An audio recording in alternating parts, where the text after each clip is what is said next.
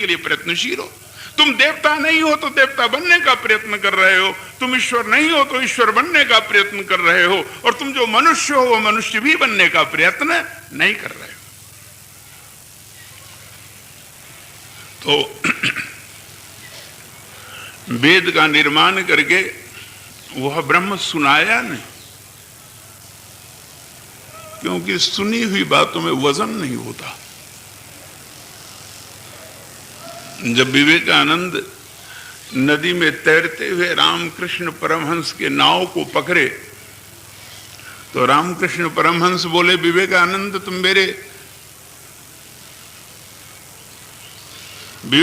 तुम मेरे नाव को क्यों पकड़े हो? विवेकानंद बोला कि मैं तुमसे कुछ पूछने आया हूं, तुम्हारा बड़ा सोहरत है, लेकिन ध्यान देना, किताब की बात मत समझाना। किताब तो मैं भी खरीद कर मार्केट से पढ़ सकता हूं और लगा दूंगा बहुत किंतु परंतु, अपने चिंतनों के अंबार खड़ा कर दूंगा, यह मैं कर सकता हूं।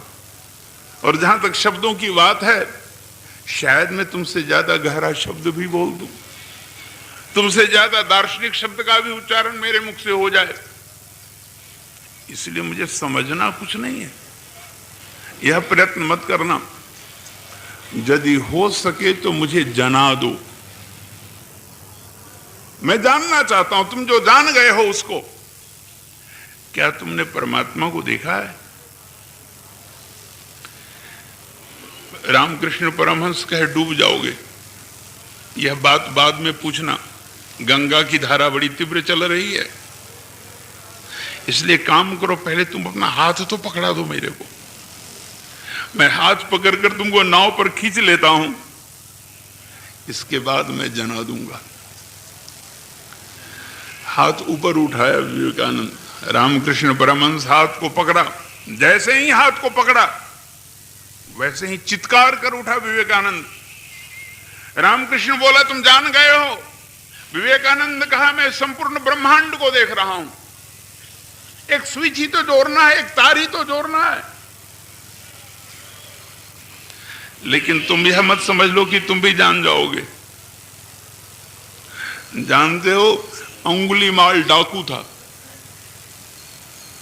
लोगों ने कहा बुद्ध इस रास्ते से मत जाओ, यह अंगुलीमाल डाकू का इलाका है। वह आदमी को काट देता है और उसके शरीर में से एक अंगुली फिर काटता है और अपनी माला में पिरो लेता है। अंगुली का माला पहने हुए, इसलिए अंगुलीमाल डाकू है, तुमको भी काट देगा। बुद्ध कहा, तो मैं अवश्य जाऊंगा। बुद्ध प्रवेश किया उस जंगल में, अंगुलीमाल घबराया, यह पहला व्यक्ति है जो मुझसे डर नहीं रहा है। बड़ी परेशानी हो गई उसको, अंगुलीमाल के चेहरे पर पसीने छूट गए। अंगुलीमाल चिल्लाया, बुद्ध को, ठहर जाओ। बुद्ध मुस्कुराते हुए बोला कि मैं तो ठहर गया, तुम कब ठहरोगे? जीवन बदल गया अंगुलीमाल डाकू का। और ऐतिहासिक घटना मैं तुझे बता रहा हूं कि बुद्ध के बाद दूसरा बुद्ध यह अंगुलीमाल डाकू बना था। लेकिन यह बातें तो तुम दिन रात सुनते हो, तुम्हें कोई फर्क नहीं पड़ता। नारद को लूट रहा था वाल्मीकि, रत्नाकर डाकू। नारद कहे, लूट करके क्या करते हो? बच्चों को खिलाता हूं, पत्नी का भरण पोषण करता हूं। इस प्रकार से जो अधर्म तुम कमा रहे हो, इसमें भी तुम्हारी पत्नी हिस्सा करती है क्या? बाल बच्चे हिस्सा करते हैं क्या? घबरा गया रत्नाकर। रत्नाकर कहा, रुक जाओ नारद, मैं थोड़ा पूछ करके आता हूं। पत्नी और बच्चों के पास भागा हुआ गया, पूछा। पत्नी ने कहा कि मुझे तुम्हारे पाप पुण्य से कुछ नहीं लेना देना। बेटों ने कहा, जन्माए हो तो भरण पोषण कौन करेगा? पाप करो या पुण्य करो, यह तुम्हारा विषय है, मेरा विषय नहीं है। रत्नाकर डाकू भागा हुआ आया, नारद के चरण पे गिर पड़ा। नारद अब कैसा था, लेकिन तुम तो प्रत्येक दिन प्रवचन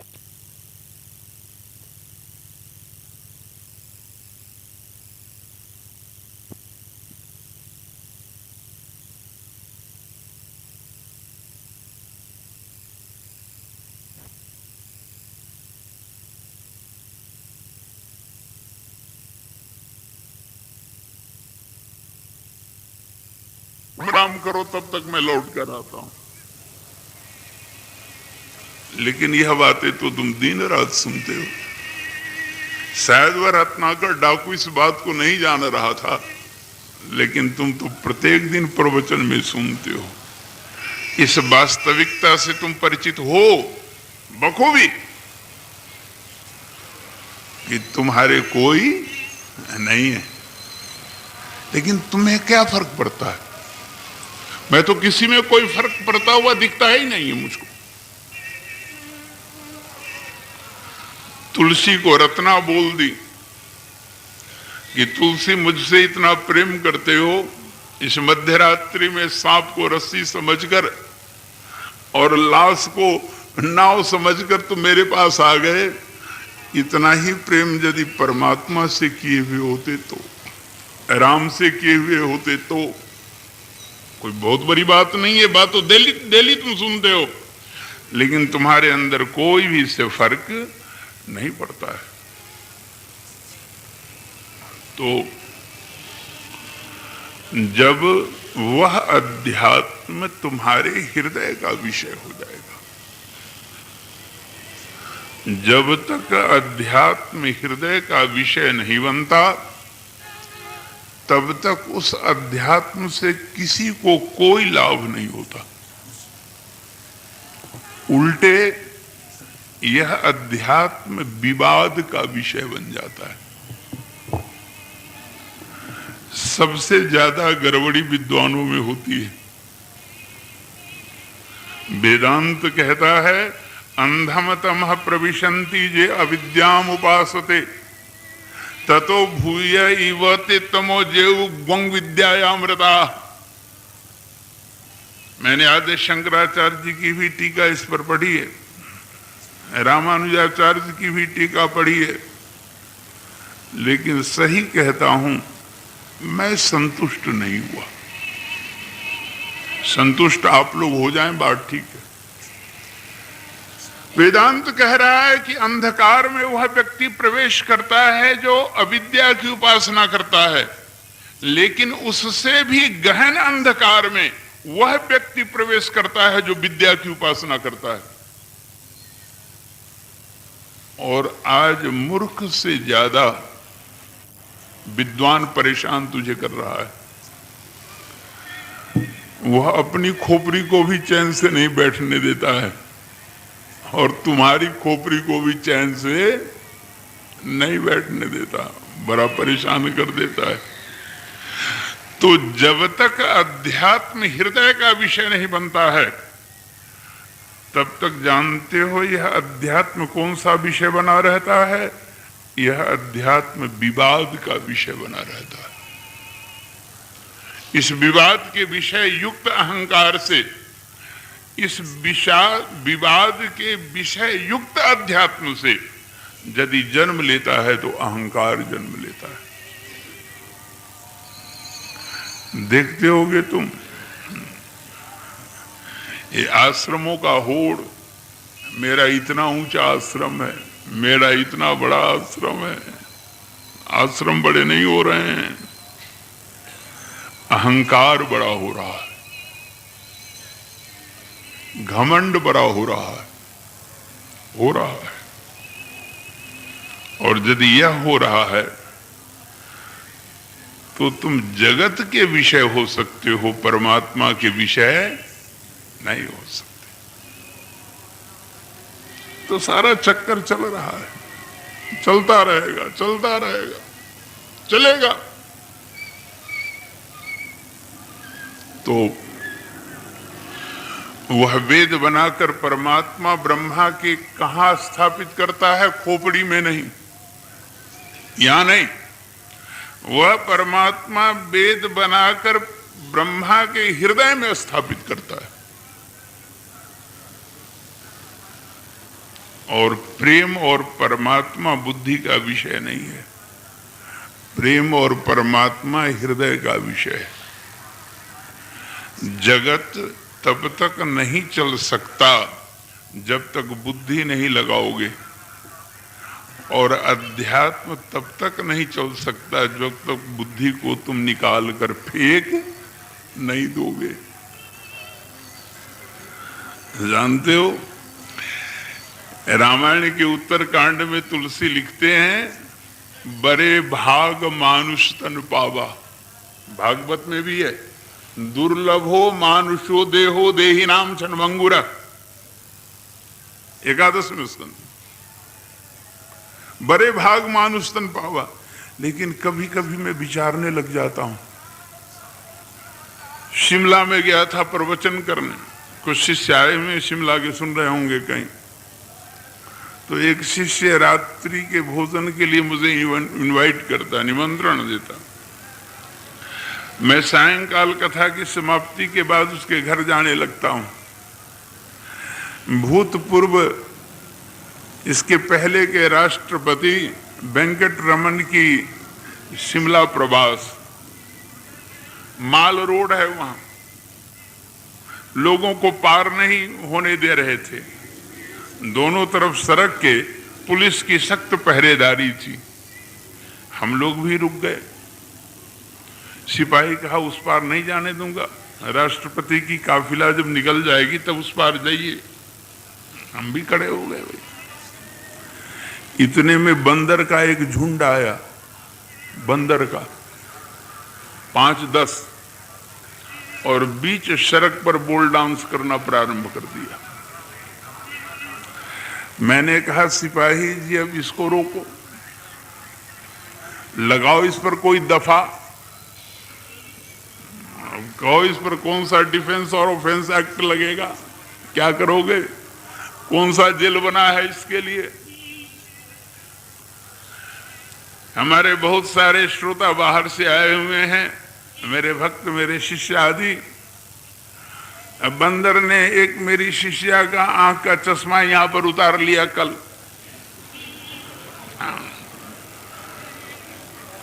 अब चश्मा उतार कर बड़े प्रेम से उसको एक तरफ के भाग को दांत से कटकटाया, तोड़ा, उसको कुछ नहीं मिला सार। तो हनुमान जी भी एक बार माला को कटकटा दिए थे ना, जानते होगे कहां। तो ये बंदर दूसरे तरफ के आईने को भी कटकटाया, जब दोनों तरफ सार नहीं मिला तो तोड़ तार के फेंक दिया। हाँ, अब क्या करोगे इस बंदर को। अब इसके लिए कौन सा दफा है, जाओ किसी कोर्ट में इसको लिखाओ, किसी थाने में जाओ, FIR दर्ज करो। और न इसके लिए रोटी की चिंता है, न इसके लिए कपड़े की चिंता है, न इसके लिए मकान की चिंता है। क्या मस्ती में रहता है ये तो सारा संसार को ही अपना मानता है। भूख लगी, जहां भी भोजन है उस पर इसका अधिकार है, खा लेगा। हमारे लिए कितनी परेशानी है। सवेरे से शाम तक हम परेशानी में जगते हैं और परेशानी में हम सो जाते हैं। क्यों है इतनी परेशानी? काहे हमने इतनी समस्या खड़ी कर ली है? क्या वो जानवर ढंग से नहीं जी रहे हैं? उसके लिए ना कोई पाप है और ना उसके लिए कोई पुण्य है, ना उसके लिए कोई रीति है, ना कोई रिवाज है। हमारे तुम्हारे लिए कितनी बड़ी परेशानी है, सोचो। मैं एक बार कलकत्ता में था, कुछ मेरे शिष्य यहां हैं जो यजमान बने हैं, प्रधान। मैं जा रहा था घूमने के लिए, क्या उसको बोलते हैं भाई, विक्टोरिया। 5-7 लोग मेरे साथ थे, सभी मेरे साथ थे। भैया वो छल्ली भुट्टा जिसको कहते हो ना, रोड के किनारे बिक रहा था, बड़ा सुंदर सुंदर। उसको गर्म करके उबाल करके नींबू डाल के उस पर मिर्च डाल के, हरा हरा मिर्च पीस करके डाला हुआ, क्या आनंद, क्या सुंदर सुगंध फूट रहा था। अब मेरा मन ललच गया, जीभ में पानी आ गया, वाटरिंग माउथ, क्या करें हम। मेरी इच्छा हुई खाएं इसको, लेकिन इधर उधर देखा, ये 10-5 शिष्य मेरे साथ थे। मैंने सोचा कि इसको खा लूंगा तो कोई नरक में नहीं तो जाना पड़ेगा। अपनी बुद्धि लगाया, किताब में दोहराया, ग्रंथों को देखा अपनी मानसिक बुद्धि से। मैंने देखा कि इस भुट्टे को खा लेने से हम किसी नरक में जाने वाले नहीं हैं। फिर हम खा क्यों नहीं रहे हैं? जब नहीं नरक में जा सकते हैं तो खा क्यों नहीं रहे हैं? सिर्फ इसलिए कि लोग देख लेंगे ना कि स्वामी जी फुटपाथ पर भुट्टा खा रहे थे। यही तुम्हारी परेशानी है, यही तुम्हारी समस्या है कि तुम बुद्धि के हाथ से खेल रहे हो। बुद्धि के हाथ से जब तक खेलते रहोगे तब तुम कुछ जी नहीं सकते। और परमात्मा के यहां तो बुद्धि की कोई आवश्यकता ही नहीं। वहां बुद्धि लगाए तो सब नष्ट हो जाएगा। तो प्रेम और परमात्मा दिमाग का विषय नहीं है, प्रेम और परमात्मा हृदय का विषय है। वह ब्रह्म वेद को बनाता है और ब्रह्मा के हृदय में उसको स्थापित करता है। यह संसार झूठा है। तेजो वारि मृदाम यथा विनिमयो यत्र त्रिसर्गो मृषा। लेकिन इसके अर्थ को ठीक प्रकार से समझ लो। यह शरीर झूठा है एक अर्थ में, जब यह कार्य है तो, लेकिन जब कारण पर दृष्टि है तो यह शरीर झूठा नहीं है।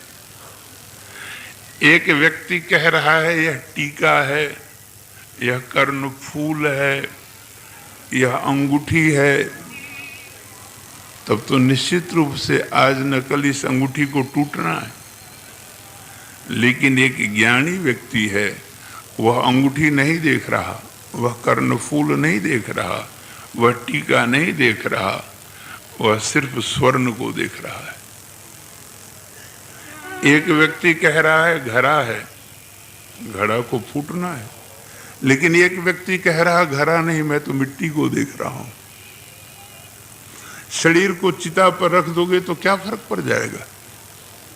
इसमें जो मिट्टी तत्व है वह मिट्टी बनकर धरती में मिल जाएगा।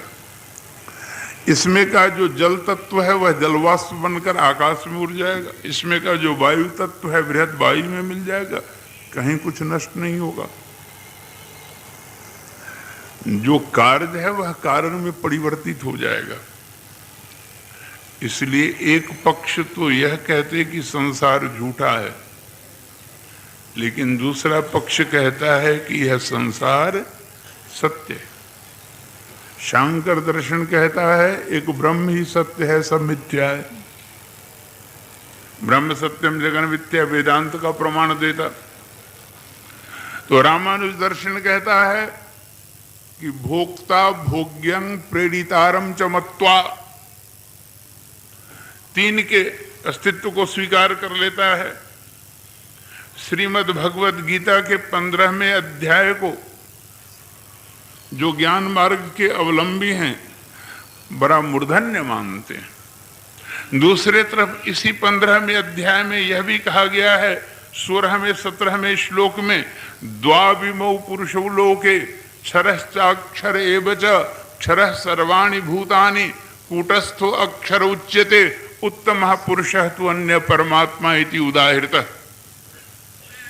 गीता के 15वें अध्याय के 16वें 17वें श्लोक में तीन पुरुष की चर्चा कर दी गई है कृष्ण के द्वारा। फर्स्ट पर्सन, सेकंड पर्सन और थर्ड पर्सन। यह त्रैतवाद हो जाता है साबित। यह त्रैतवाद रामानुजम का दर्शन। लेकिन बात घुमा फिरा कर सब एक ही, कहीं कोई फर्क नहीं है, कहीं कोई भेद नहीं। इसलिए यह आपके चिंतन पर निर्भर करता है कि आप इस संसार को झूठा मानते हैं या इस संसार को सच्चा मानते हैं। इसके विषय में कोई कंक्रीट विचार नहीं दिया जा सकता है कि यह संसार झूठा है या यह संसार सच है। यदि तुम्हारी दृष्टि कार्य पर है तो यह संसार असत्य है, यदि तुम्हारी दृष्टि कारण पर है तो यह संसार सत्य है। सीधी सी बात। तेजो वारि मृदाम यथा विनिमयो यत्र त्रिसर्गो मृषा धामना स्वेन सदा निरस्तक हुकम सत्यम परम धीमहि। व्यास कहते हैं कि जो जन्म करते हैं, पालन करते हैं, संहार करते हैं, अन्वय से इतर अर्थ के द्वारा जिसका ज्ञान नहीं हो सकता, जो स्वयं प्रकाश है, जिसने वेद बनाकर ब्रह्मा के हृदय में स्थापित किया, जिसकी माया के कारण जो झूठ है वह सत्य दिखलाई पड़ता, जो सत्य है वह झूठ दिखलाई पड़ता, उस परम सत्य का मैं ध्यान करता हूं, नाम नहीं लिए। यह भागवत महापुराण का प्रथम श्लोक मंगलाचरण का है। कृष्ण परक इस दिव्य ग्रंथ में होना चाहिए था कि पहले व्यास जी प्रथम श्लोक में कृष्ण का मंगलाचरण करते, मंगलाचरण में कृष्ण का नाम लेते, परंतु कृष्ण का नाम नहीं लिए। क्यों नहीं लिए यह व्यास जी जाने, वह उनका विषय था। हम तो सिर्फ कल्पना कर सकते हैं, अनुमान लगा सकते हैं, और अनुमान को भी प्रमाण माना गया है, लेकिन सभी जगह नहीं। हो सकता है हमारी कल्पना झूठी भी हो, तो विद्वान कल्पना करते हैं, संत कल्पना करते हैं कि व्यास जी ब्रह्म के किसी एक रूप का नाम न लेते हुए बहुत अच्छा किए। शायद यह विचार कर वह यह सोच में पड़े हों कि यदि मैं कृष्ण का नाम ले लेता हूं मंगलाचरण के प्रथम श्लोक में, तो हो सकता है जो कृष्ण के भक्त हों वे यह समझ लें कि भागवत महापुराण उनके लिए है और दूसरे परमात्मा के रूप के भक्तों के लिए नहीं है।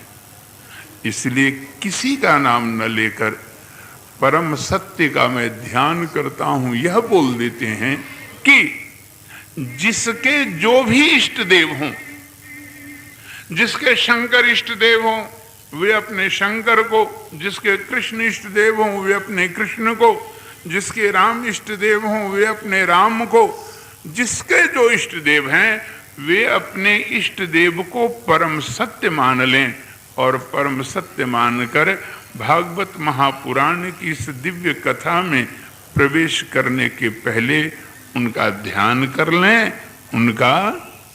उनको प्रणाम कर लें। यह भागवत महापुराण के प्रथम श्लोक का वास्तविक अर्थ है। उस परमात्मा का कोई एक नाम नहीं हो सकता और उस परमात्मा का कोई एक रूप भी नहीं हो सकता।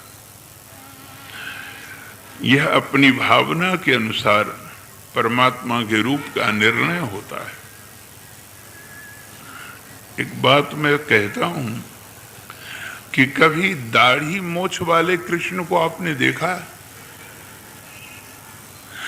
कभी श्री राम के दाढ़ी मूछ वाले रूप को आपने देखा है? कहीं नहीं देखा। क्यों नहीं देखा? वो रामानंद सागर जो दिखला रहे थे रामायण, उसमें अरुण गोविल को राम बनाया गया। अब उतना बड़ा अरुण गोविल, क्या उसको दाढ़ी मोछ नहीं हुए थे? लेकिन भक्त नहीं दिखलाएगा। क्यों नहीं दिखलाएगा? भक्त इसलिए नहीं दिखलाएगा कि भक्त को दाढ़ी मूछ वाले कृष्ण नहीं चाहिए, भक्त को दाढ़ी मूछ वाले राम नहीं चाहिए। रामायण पढ़ते हैं, शंकर से कहा गया, शंकर आप श्री राम को अपना इष्ट देव मानते हैं, परंतु किस रूप को? तो शंकर कहे, बंदौ बाल रूप सोई राम। मैं श्री राम के बाल रूप को ही स्वीकार करता हूं और किसी रूप को नहीं स्वीकार करता। सूरदास जी श्री कृष्ण के बाल स्वरूप को ही स्वीकार करते और किसी रूप को स्वीकार ही नहीं करते। सूरदास जी के कृष्ण कभी मथुरा जाते ही नहीं, वो सदैव बाल रूप में रहते हैं। उसी प्रकार से नाम भी हम अपने ढंग से रखते हैं। उस परमात्मा का एक नहीं अनेकों नाम है, अनेकों रूप हैं। अनेक रूप रूपाय विष्णवे प्रभा, विष्णवे महाभारत, विष्णु सहस्त्र नाम, अनेक रूप रूपाय। वृंदावन का एक प्रसिद्ध श्लोक है, ब्रजे प्रसीदम नवनीत चौरम गोपांगनानां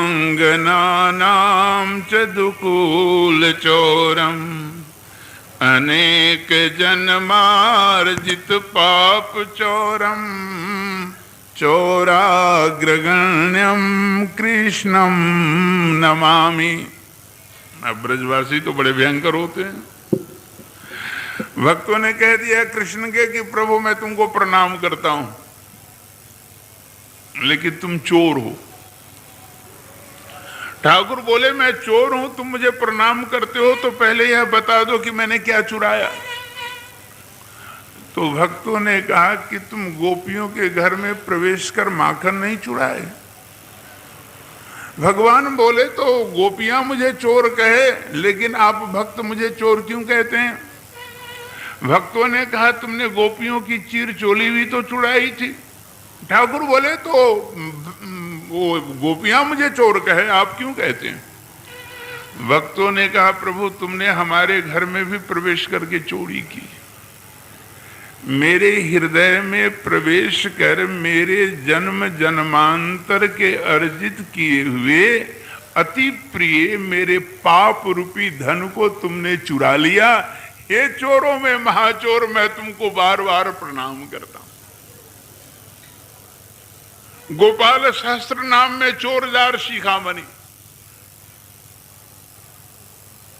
अतएव उस परमात्मा का कोई एक नाम नहीं है और उसका कोई एक रूप नहीं है। यह हम भक्तों के ऊपर निर्भर करता है कि हम उस ठाकुर को किस रूप में देखना चाहते हैं। हम जब कहते हैं प्रभु तुम सुअर बन जाओ तो बराह अवतार हो जाता है। हम कहते हैं प्रभु तुम मछली बन जाओ तो मत्स्य अवतार हो जाता है। हम कहते हैं प्रभु तुम कछुआ बन जाओ तो कच्छप अवतार हो जाता है। हम कहते हैं प्रभु तुम आधा मनुष्य आधा जानवर बन जाओ तो परमात्मा का नरसिंह अवतार हो जाता है। हम कहते हैं प्रभु तुम स्त्री बन जाओ तो परमात्मा का मोहिनी रूप हो जाता है। इसलिए जिसके जो इष्ट देव हैं वे ही उनके लिए परम सत्य हैं, वे उसका ध्यान करें। आगे का श्लोक शिक्षाप्रद श्लोक है, उसमें व्यास जी आपको कुछ समझाना चाहते हैं।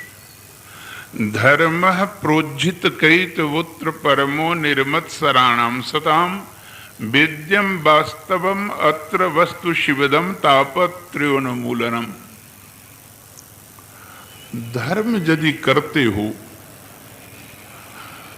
तो अपने आप को पढ़ो। क्या पढ़ना है आपको? कि आपका धर्म आप में ईर्ष्या तो नहीं भर रहा है, आपका धर्म कहीं आप में द्वेष तो नहीं भर रहा है। क्या आपका धर्म आपके हृदय के अंदर प्रेम के अथाह समुद्र को बढ़ाने के बदले घटा तो नहीं रहा है? यह विचारना है। धर्म नफरत नहीं हो सकता है, धर्म घृणा कभी नहीं हो सकता। धर्म जब भी होगा तो प्रेम होगा। धर्म कभी ग्रहण नहीं हो सकता, धर्म जब भी होगा तो समर्पण होगा। इसलिए मैं कह रहा हूं कि जो शंकर के भक्त हैं वो विष्णु के भक्तों की निंदा करते, जो विष्णु के भक्त हैं वे शंकर के भक्तों की निंदा करते। कोई देवी की निंदा करते, कोई लक्ष्मी की निंदा करते। निश्चित रूप से ऐसे लोग बड़े ढोंगी हैं, बड़े पाखंडी हैं। ये लोग धर्म के धवल मुख चंद्र पर कालिक पोत रही है। इसलिए धर्म अपने आप में धर्म है। यदि तुम्हारे अंदर प्रेम लबालब भरा हुआ है तो छलकेगा सिर्फ प्रेम। पात्र में जो चीज भरा हुआ है वही चीज तो छलकेगा। तुम्हारे हृदय में यदि प्रेम का अथाह समुद्र है तो हिलोरे क्या लेगा? वह प्रेम ही तो हिलोरे लेगा, प्रेम ही तो तुम्हारे पात्र से छलकेगा। यदि तुम्हारे अंदर नफरत भरा हुआ है तो वह नफरत ही बाहर छलकेगा, नफरत ही बाहर निकलेगा। इसलिए यदि तुम किसी व्यक्ति से नफरत कर रहे हो तो सीधा सा अर्थ है कि तुम्हारे हृदय में प्रेम है ही नहीं। तुम्हारे हृदय में नफरत भरा हुआ है, एक कारण बना है जिस कारण के माध्यम में तुम्हारा नफरत बाहर निकल रहा है। एक कारण बना है जिसके कारण तुम्हारे अंदर जो भरी हुई घृणा है वही बाहर निकल रही है। इसलिए मैं किसी से प्रेम करता हूं और मैं किसी से नफरत करता हूं, ऐसा हो ही नहीं सकता है। जो प्रेमी है वह सभी के लिए प्रेमी है। आकाश में उगने वाला सूरज कभी यह कहता है कि उस अमीर के महल पर मैं चमकूंगा और उस गरीब के झोपड़ी पर नहीं चमकूंगा, ऐसा हो ही नहीं सकता है। इसलिए यदि तुम नफरत करते हो तो इसका सीधा सा अर्थ है कि तुम्हारे अंदर प्रेम भरा हुआ है ही नहीं। वह नफरत ही है तुम्हारे अंदर भरा हुआ जो छलक रहा है। इसलिए धर्म कभी भी ईर्ष्या नहीं, धर्म कभी भी द्वेष नहीं, धर्म कभी भी अहंकार नहीं, और धर्म कभी भी अपेक्षा नहीं। यह धर्म नहीं हो सकता है। निर्मत्सराणाम सताम, निर्मत्सरों का यह वास्तविक विषय है। तो व्यास जी के इस आशय को आप समझते हुए यह विचारें कि आप कभी किसी भी धर्म से नफरत न करें। व्यास कहते हैं वेद्यम वास्तवम अत्र, जो जानने योग्य वास्तविक चीज है वह इसी जगह है।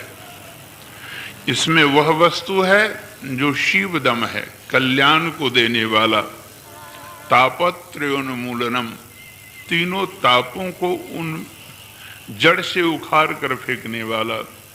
श्रीमद् भागवते महामुनि कृते किंवा परेरीश्वरः, श्रीमद् भागवत महापुराण को पढ़ लेने से और कुछ पढ़ने की आवश्यकता नहीं है, जानने की आवश्यकता नहीं है। सद्यो हृदय वरुध्यते, जल्दी तत्क्षणात्, जैसे भागवत के बोल कान में पड़ते हैं, चातुर्दिक संसार में भटकती हुई चित्त की वृत्तियां परमात्मा कृष्ण पर केंद्रित हो जाती, जागतिक सभी आशाओं का क्षार हो जाता है और उस क्षार के ढेर में से कृष्ण प्रेम बीज बनकर अंकुरित हो जाता है, फूट जाता है। तो श्रीमद् भागवत महापुराण के विषय में वेद व्यास जी के संकेत, और अंत में तीसरे श्लोक में व्यास जी कहते निगम कल्प तरुर गलितम फलम शुक मुखात अमृत द्रव संयुतम पिबत भागवतम रसमालयम मुहुरहो रसिका भूवि भावुका। वे लोग ज्यादा आनंद प्राप्त करेंगे जिनके गांव में आम होता है।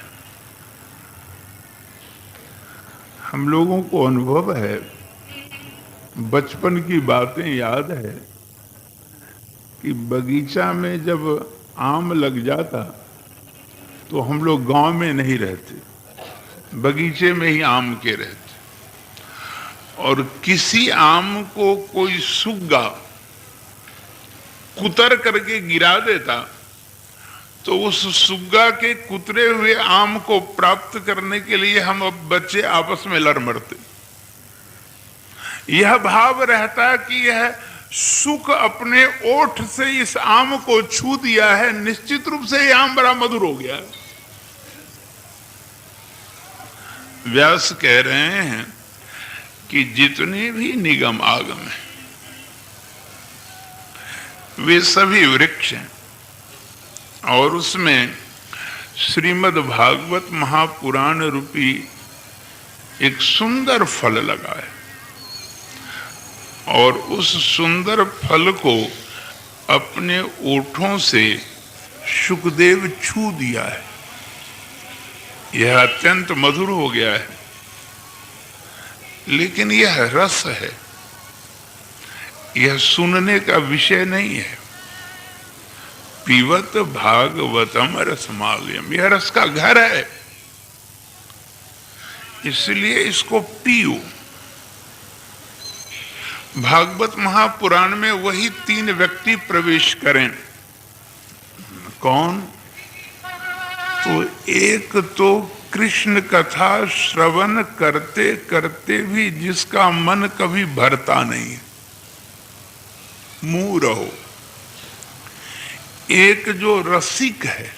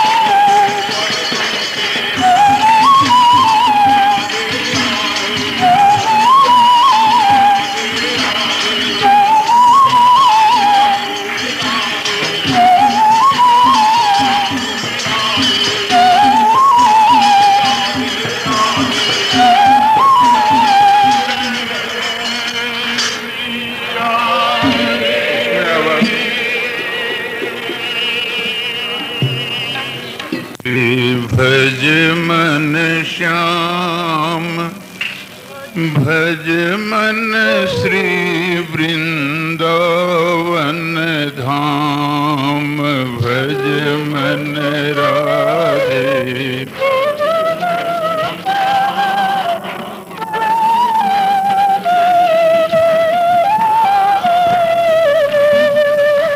भज मन राधे, भज मन श्याम, भज मन श्री वृंदावन धाम।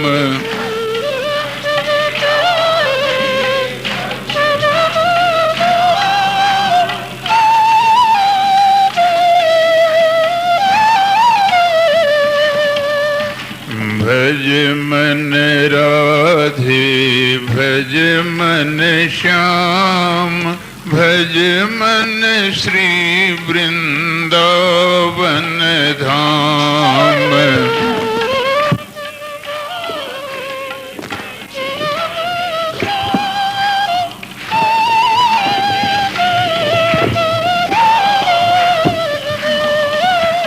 भज मन राधे, भज मन श्याम, भज मन श्री वृंदावन धाम।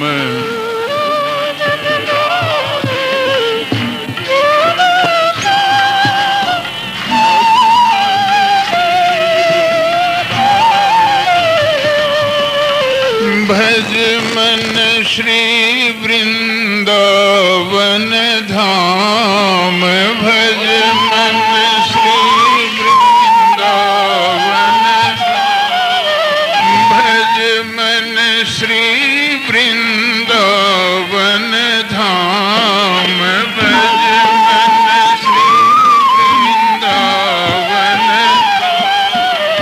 भज मन श्री वृंदावन धाम, भज मन श्री,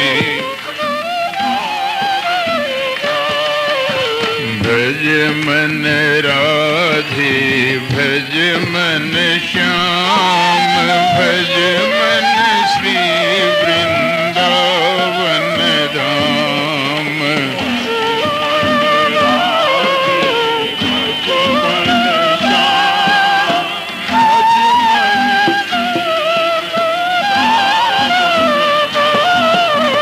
भज मन राधे, भज मन श्याम, भज मन श्री वृंदावन धाम, भज मन,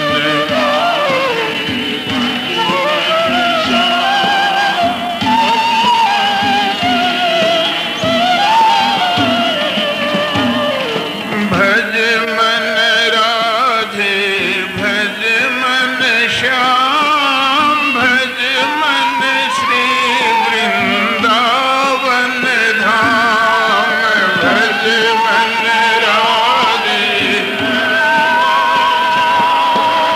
भज मन श्री वृंदावन धाम, भज मन राधे, भज मन श्याम, भज मन श्री वृंदावन धाम, भज मन, बोलिए,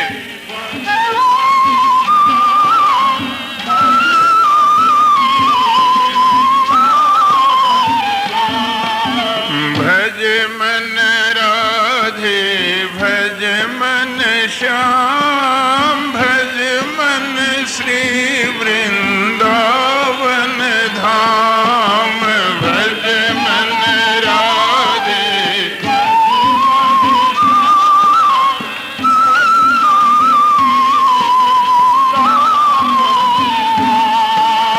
भज मन राधे, भज मन श्याम, भज मन श्री वृंदावन, भज मन राधे, भज मन श्याम, भज मन श्री वृंदावन, बोले वृंदावन वाकी बिहारी लाल की। मंडलाकारं व्याप्तं येन चराचरं, तत्पदं दर्शितं येन, तस्मै श्री गुरुवे नमः। ध्येयं सदा परिभवग्नमभीष्टदोहम्, तीर्थास्पदं शिवविरञ्चिनुतं शरण्यं, भीत्यार्तिहं प्रणतपालभवाब्धिपोतं, वन्दे महापुरुष ते चरणारविन्दम्, वन्दे महापुरुष ते चरणारविन्दम्, वन्दे महापुरुष ते चरणारविन्दम्। त्यक्त्वा सुदुस्त्यज सुरेप्सितराज्यलक्ष्मीं, धर्मीष्ठ आर्यवचसा यद्गादरण्यं, मायामृगं दयितयेप्सितमन्वधावद, वन्दे महापुरुष ते चरणारविन्दम्।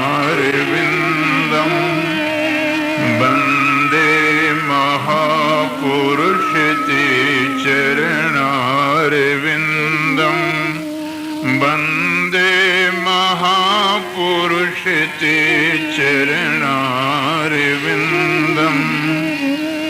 वंशी विभूषित करान्नवनीरदाभात् पीताम्बरादरुणबिम्बफलाधरोष्ठात् पूर्णेन्दुसुन्दरमुखादरविन्दनेत्रात् कृष्णात् परं किमपि तत्त्वमहं न जाने कृष्णात् परं किमपि तत्त्वमहं न जाने कृष्णात् परं किमपि तत्त्वमहं न जाने नारायणं नमस्कृत्य नरं चैव नरोत्तमं देवीं सरस्वतीं व्यासं ततो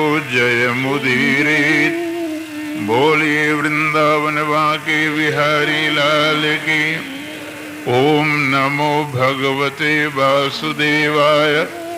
ओम नमो भगवते वासुदेवाय। ओम नमो भगवते वासुदेवाय।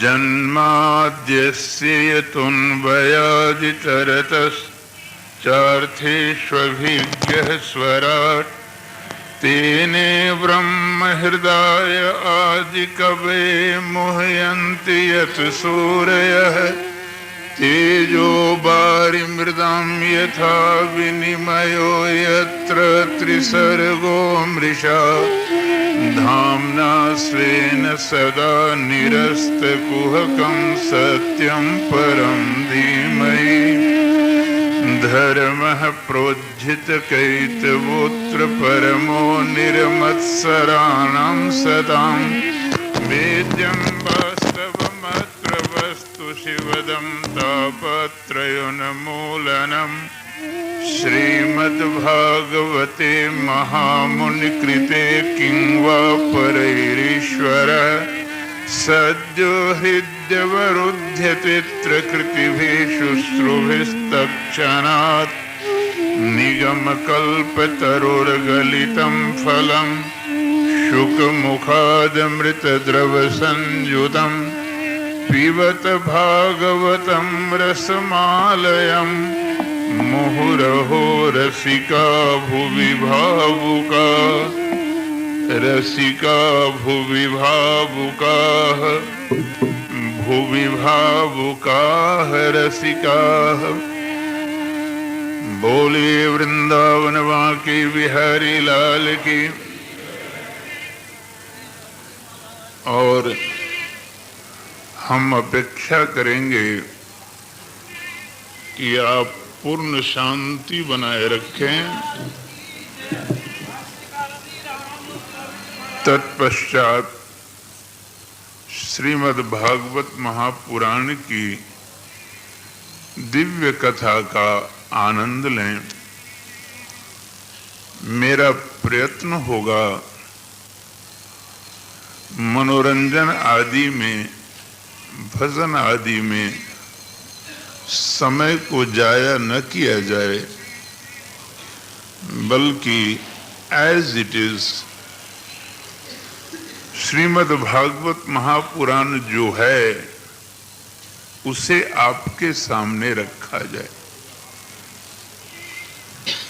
श्रीमद् भागवत महापुराण का प्रारंभ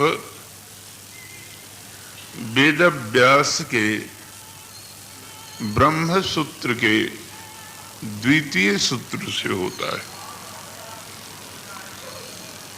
ब्रह्म सूत्र का पहला सूत्र है अथातो ब्रह्म जिज्ञासा।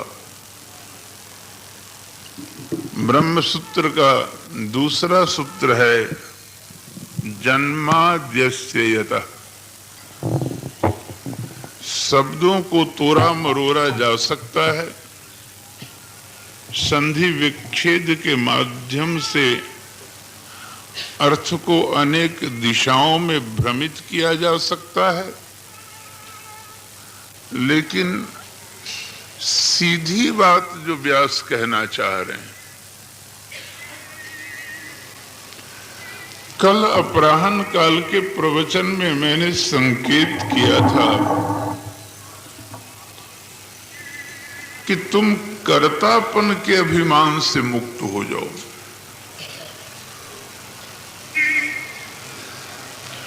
जब कर्म करोगे तो ध्यान रखना, जब पाप होगा तो पुण्य भी होगा, कोई फर्क नहीं पड़ता है। एक ही सिक्के के दो पहलू हैं ये दोनों, पाप और पुण्य। और यह भी कह दूं कि पाप जितना खतरनाक नहीं है, उससे ज्यादा पुण्य खतरनाक है। इसीलिए घबरा करके कृष्ण ने अंत में आदेश कर दिया था, सर्वधर्मान परित्यज्य। वो सोचे होंगे, विचारे होंगे, तभी तो ये आदेश की। पाप करोगे तो नरक में चले जाओगे, पुण्य करोगे तो कहां चले जाओगे? स्वर्ग तक, उसके ऊपर नहीं। स्वभावाचरणे धर्म, प्रत्येक व्यक्ति अपने स्वभाव के अनुसार आचरण करे, यह धर्म है। लेकिन यह पहली सीढ़ी है। दूसरी सीढ़ी है धर्मार्चने धर्म, धर्म के अनुसार आचरण करो, यह धर्म है। लेकिन अंतिम क्या है? धर्मार्पणे धर्म। उस धर्म को भी परमात्मा को समर्पित कर दो। भला बुरा सुख दुख शुभाशुभ मैं न जानता कुछ भी नाथ, जानो तुम ही करो तुम सब कुछ, रहो निरंतर मेरे साथ। यह पद जो मैं बोला वह किसका है जानते हो? भारत के मूर्धन्य संत श्री हनुमान पोद्दार का। ये जो अभी पद में बोला, ये हनुमान पोद्दार के। भला बुरा सुख दुख शुभाशुभ मैं न जानता कुछ भी नाथ, जानो तुम्ही करो तुम सब कुछ, रहो निरंतर मेरे साथ। राजी हूं मैं उसी में जिसमें तेरी रजा है। मेरी चाही करने की जो है तुम्हारी चाह, तो तुम अपनी चाही करो, यह है मेरी चाह। जीवन का मैंने सौंप दिया, सब भार तुम्हारे हाथों में, उद्धार पतन अब मेरा है, सरकार तुम्हारे हाथों में। अपने आप को तुम्हारे जुगल चरणारविंद पर प्रणिपात कर दिया हूं। जो मुझे करना था वह मैंने कर लिया है। अब आगे प्रभु तुम जानो या तुम्हारा काम जाने, यह तुम्हारी इच्छा पर निर्भर करता है कि तुम्हारे चरण पर ही गिरा हुआ हूं।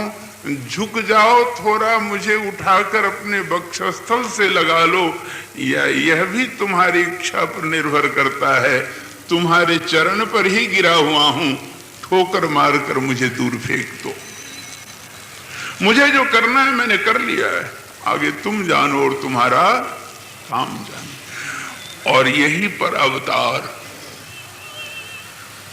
। यदि तुम्हारे चरण पर कोई व्यक्ति गिरा है और उसको तुम उठाना चाहते हो तो तुम्हें झुकना ही पड़ेगा। जब तक तुम झुकोगे नहीं तब तक पैर पर गिरे हुए व्यक्ति को उठा नहीं सकते हो। और incarnation of God, what's the meaning of incarnation of God? परमात्मा का अवतार होता है, इसका क्या अर्थ है जानते हो? अवतरण का अर्थ होता है ऊपर से नीचे उतरना। जब हम उस ठाकुर के चरणारविंद पर अपने आप को प्रणिपात कर देते हैं तब उस परमात्मा को उतरना पड़ता है, झुकना पड़ता है मुझे उठाने के लिए। यह जो उस परमात्मा का अवतरण है मेरे उत्थान के लिए, इसी में अवतारवाद की सही मानसिकता, सही वैज्ञानिकता छिपी हुई है। तो जीवन में काम करना कि तुम कुछ नहीं करना, और यदि कहीं किए तो दोनों होंगे, पाप भी होंगे और पुण्य भी होंगे। यत्र यत्र धूमा तत्र तत्र वहनी, जहां जहां आग है वहां वहां धुआं है, और जहां जहां धुआं है वहीं वहीं आग है। इसलिए मैं सावधान करता हूं कि जहां जहां पुण्य है वहां वहां पाप अवश्य है, और जहां जितना पुण्य है वहां उतना ही ज्यादा पाप होता है। यह भी तथ्य है, क्योंकि प्रकृति बैलेंस मिलाती है। तराजू का पलड़ा है ना, दो पलड़े, एक पलड़े पर बहुत ज्यादा यदि पुण्य पड़ गया है ना, तो बैलेंस मिलाने के लिए उस प्रकृति को दूसरे तराजू के पलड़े पर उतना ही ज्यादा पाप रखना पड़ेगा, अन्यथा बैलेंस नहीं मिलेगा। इसलिए जो भगवान के भक्त हैं वो तराजू ही फेंक देते हैं, कौन झंझट में पड़े पाप और पुण्य के। तो जब पाप करोगे तो नरक में जाओगे और पुण्य करोगे तो स्वर्ग में जाओगे, लेकिन जिस दिन दोनों छोड़ दिए उस दिन न तुम नरक में जाओगे और न तुम स्वर्ग में जाओगे, तुम परमात्मा के धाम में जाओगे। अतएव व्यास संकेत करना चाहते हैं कि जो जन्म है, जो भरण पोषण है, जो मृत्यु है, ये तीनों तुम्हारा विषय नहीं, यह तीनों परमात्मा का विषय है। इन तीनों विषयों को अपने हाथ में भूल कर भी लेने का प्रयत्न मत करना। हानि लाभ जीवन मरण जस अपजस विधि हाथ। जन्म उस परमात्मा के हाथ में है, तुम्हारा भरण पोषण भी उस परमात्मा के हाथ में, और तुम्हारा मृत्यु भी उस परमात्मा के हाथ में है। ऐसा जो ब्रह्म है उसको हम प्रणाम करते हैं, उसको हम ध्यान करते हैं। यह मंगलाचरण के प्रथम सूत्र का भाव है। तत्पश्चात आगे अन्वयात इतरतश्च अर्थेषु अभिज्ञ स्वराट। व्यास बोलते हैं विषय बहुत ही क्लिष्ट है, परंतु इसको आसान करके समझाने का मैं प्रयत्न करूंगा। यद्यपि मैं समझ रहा हूं या नहीं समझ रहा हूं यह ठाकुर जानता है।